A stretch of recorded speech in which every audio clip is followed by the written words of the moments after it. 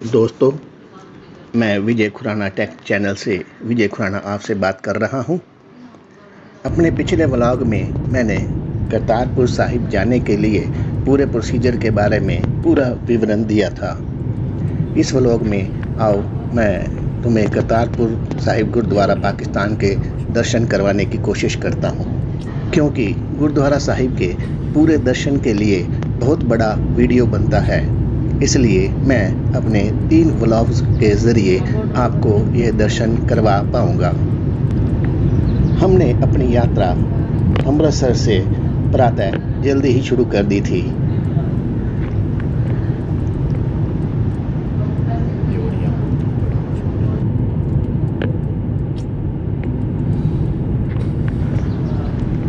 हम अब डेरा बाबा नानक के 4 लेन रोड से करतारपुर कॉरिडोर के भारतीय हिस्से में पहुंच गए हैं। यहां सबसे पहले आर्मी के जवानों द्वारा हमारे पासपोर्ट और ETA चेक किए गए।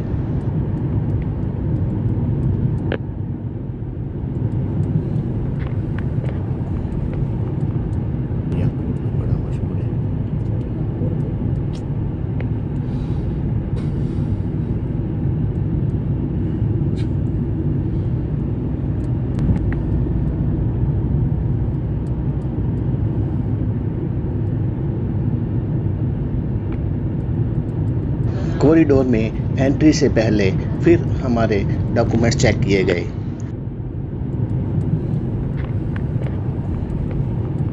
और हमें जवानों ने सम्मान सहित हमें कॉरिडोर के पार्किंग एरिया में जाने की अनुमति दी।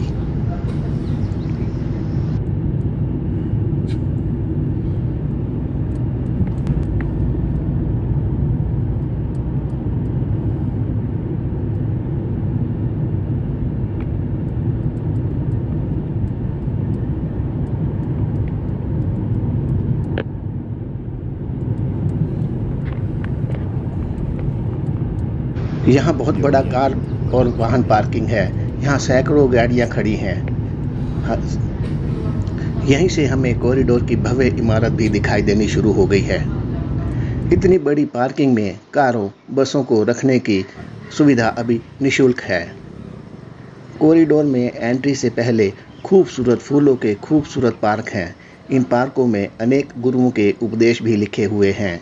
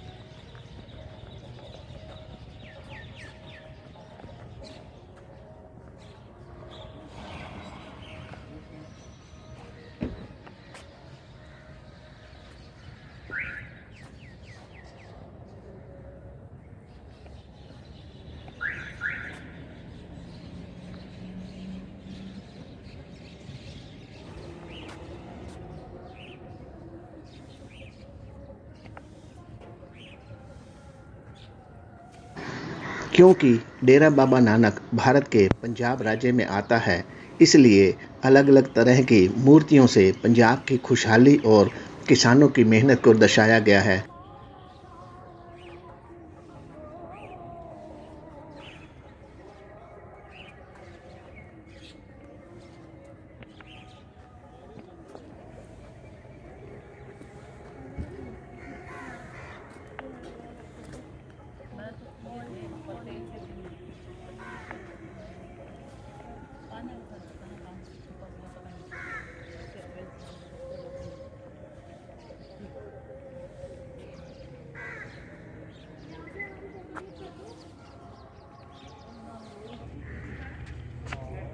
यहाँ साफ सुथरी कैंटीन भी है, जहाँ आप चाय नाश्ता भी ले सकते हैं।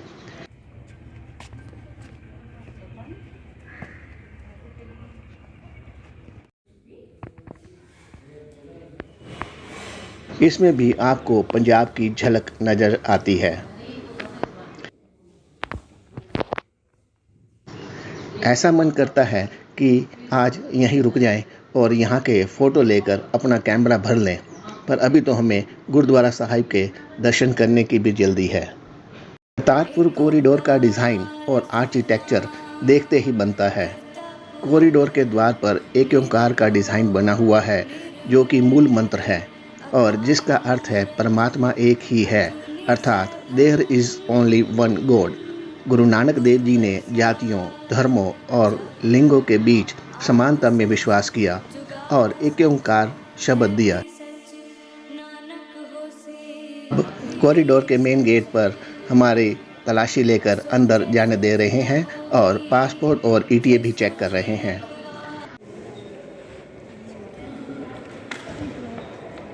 अरे अंदर से तो ये बहुत खूबसूरत बिल्डिंग है।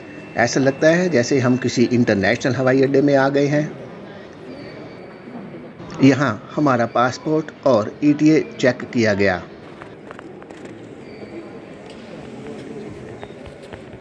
यहाँ हमारी कोविड-19 की नेगेटिव रिपोर्ट की भी जांच की गई। पाकिस्तान अभी पोलियो के वायरस से पूरी तरह मुक्त नहीं हुआ है, इसलिए यहाँ पंजाब हेल्थ विभाग द्वारा सभी को पोलियो ड्रॉप दी जाती है।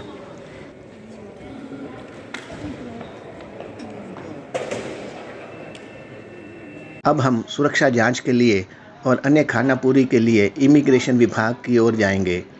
यहाँ हमारे पासपोर्ट और ईटीए की जांच की गई और बायोमेट्रिक फ़ोटो और अंगूठे और उंगलियों के निशान लिए गए।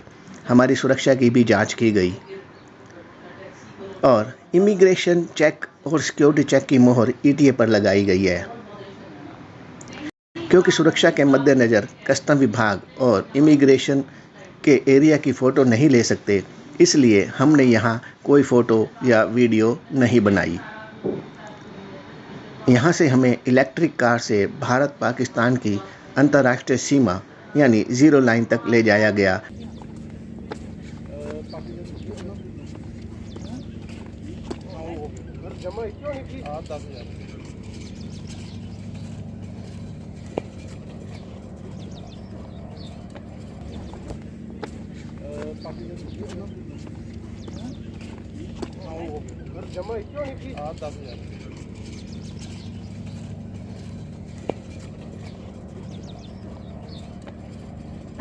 ये वही जीरो लाइन है जो दोनों देशों को बांटती है, जिसकी वजह से सिख श्रद्धालु श्री गुरु नानक देव जी के दर्शनों के लिए डेरा बाबा नानक जाकर दूरबीन से दर्शन कर रहे थे और वर्षों से दोनों देशों की सरकारों से इसे खोलने की मांग कर रहे थे।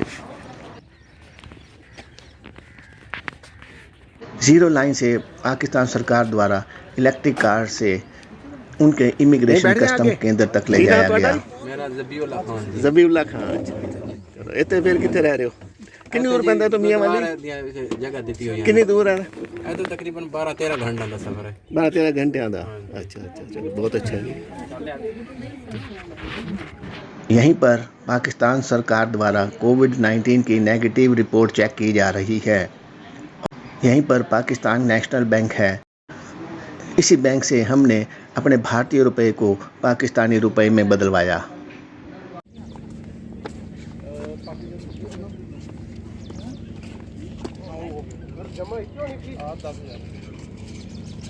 जहां से $20 की एंट्री फीस जमा की गई और उसकी रसीद जारी की गई। अब हम प्रवेश कर रहे हैं पाकिस्तान के इमिग्रेशन और कस्टम केंद्र की ओर। यहाँ पर भी हमारी सुरक्षा की जांच की गई और हमारे पासपोर्ट और $20 की रसीद चेक की गई। बायोमेट्रिक फ़ोटो और अंगूठे और उंगलियों के निशान भी लिए गए और उसी पर ही सुरक्षा संबंधी मोहर लगाई गई। पाकिस्तान के इमिग्रेशन और कस्टम केंद्र की फ़ोटो या वीडियो बनाने की अनुमति नहीं है, इसलिए इस एरिया का कोई भी वीडियो हमने नहीं बनाया है। यहाँ पाकिस्तानी अधिकारियों द्वारा लैमिनेटेड पीले रंग का विजिटर कार्ड दिया गया और हमें अपनी यात्रा के दौरान हर समय पहनने की भी हिदायत दी गई।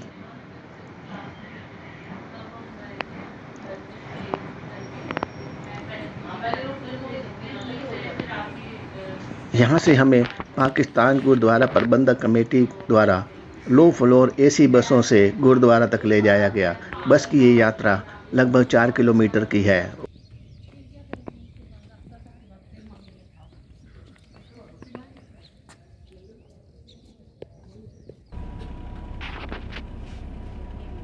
कहाँ के, नरोवाल के हो? जी जी। मेरे को याद आ रहा है कि जब मैं वीडियो देखता हूँ ना तो आपका नाम और शहर का नाम पता लग जाता है उसमें। आप पहले भी जानते मैं हो?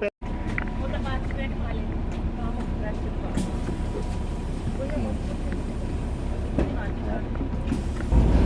करतारपुर का गुरुद्वारा सिख धर्म का दूसरा सबसे महत्वपूर्ण गुरुद्वारा है। पहला ननकाना साहिब, जो पहले गुरु नानक देव जी का जन्म स्थान है, और करतारपुर में गुरु नानक देव जी ज्योति जोत समाये थे। ये दोनों गुरुद्वारे पाकिस्तान में ही हैं। गुरुद्वारा उस जगह की याद में बनाया गया था जहां सिख धर्म के संस्थापक गुरु नानक देव जी अपने मिशनरी काम के बाद बस गए थे और खेती करते थे। गुरु नानक देव जी ने 1504 में रावी नदी के किनारे करतारपुर शहर की स्थापना की, खेतों की जुताई की और सामुदायिक रसोई यानी लंगर की स्थापना की। वह सिखों, हिंदुओं, मुसलमानों व अन्य धर्म के लोगों के गुरु थे। उन्होंने सबको एक स्थान पर इकट्ठे करके अपने उपदेश दिए और 22 सितंबर 1539 तक 18 साल अपने अंतिम समय तक सबको एक ही सूत्र में पिरोए रखा। यहाँ गुरु नानक देव जी ने किरत करो, नाम जपो, वंड छको के 3 सिद्धांत दिए, जिसका अर्थ है आजीविका के लिए कड़ी मेहनत करना, भगवान को याद करते रहना और दुनिया के साथ अपने उपहारों का साझा करना। गुरु की शिक्षा शांति, सद्भाव और सार्वभौमिक भाईचारा की रही है। गुरु नानक देव जी ने जातियों, धर्मों और लिंगों के बीच समानता में विश्वास किया और एक ओंकार का शब्द दिया, जिसका अर्थ है एक ही ईश्वर। ये सिख धर्म का ही नहीं, हिंदुओं और मुसलमानों का भी श्रद्धा का स्थान है। इसमें सभी धर्मों के लोग यात्रा करते हैं। 1947 में भारत के विभाजन के दौरान रेड क्लिफ लाइन के अनुसार रावी नदी के दाहिने किनारे पर स्थित करतारपुर नगर की शंकरगढ़ नरोवाल तहसील, जहां गुरुद्वारा साहिब है, पाकिस्तान को, और रावी नदी के बाएं किनारे पर गुरदासपुर तहसील भारत को प्रदान कर दी गई। तभी से सिख श्रद्धालु हर बार किसी न किसी प्लेटफार्म पर इसके दर्शनों के लिए दोनों सरकारों से अपनी जोरदार मांग उठा रहे थे। लंबे समय से चली आ रही इस मांग को पूरा करते हुए वीज़ा मुक्त प्रवेश के लिए गलियारा खोलने का फैसला किया और इसे शांति का गलियारा कहा गया।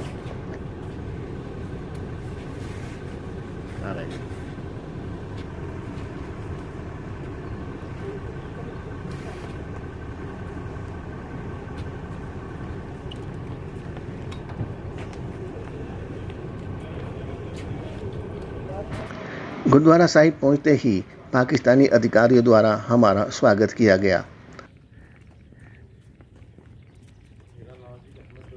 यहाँ अधिकारियों द्वारा हमें गुरुद्वारे के बारे में पूरा डिटेल में बताया गया और वहाँ के नियमों से अवगत करवाया।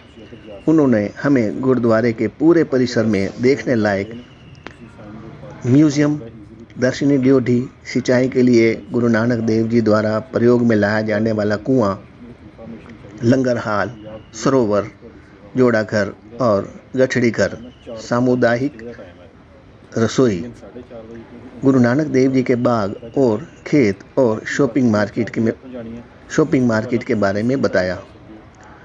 उन्होंने हमें दान में देने की वस्तुओं के और उसके लिए बना काउंटर के बारे में भी बतलाया। उन्होंने हमें बताया कि हम पाकिस्तानी समय के अनुसार 4:30 बजे तक गुरुद्वारे के परिसर से वापस चले जाना है और हम वहां रात भर नहीं रह सकते।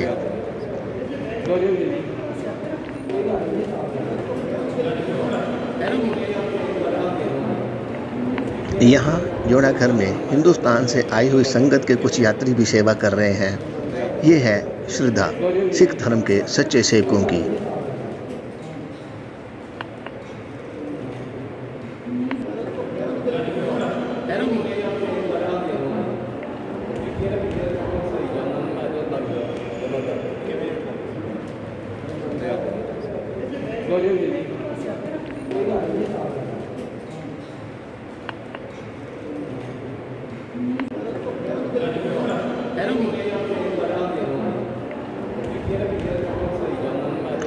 यहाँ पर यात्री अपने साथ लाई हुई वस्तुओं का दान कर रहे हैं।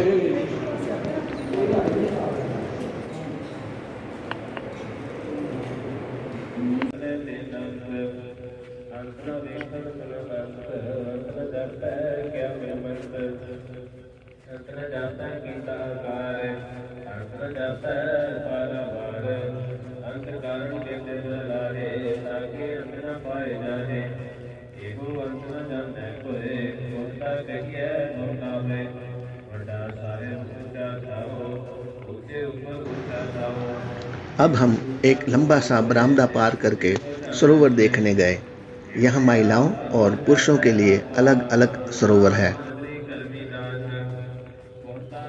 अब हम गुरुद्वारा साहिब की ओर जा रहे हैं, जिसके दर्शनों के लिए हमारी वर्षों की तमन्ना पूरी होने जा रही है।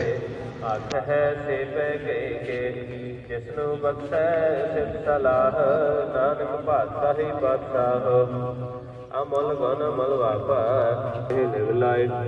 आकह वेद पाठ पुराण आकह पढ़े करह विख्यान आकह बरमे आकह इंद आकह गोपी तय गोविंद आकह ईसर आकह सिद्ध आकह। दोस्तों, गुरुद्वारा साहिब के दर्शन मैं आपको अपने अगले व्लॉग में करवा पाऊंगा। कृपया मेरे इस व्लॉग को लाइक करें, सब्सक्राइब करें और शेयर करें। धन्यवाद।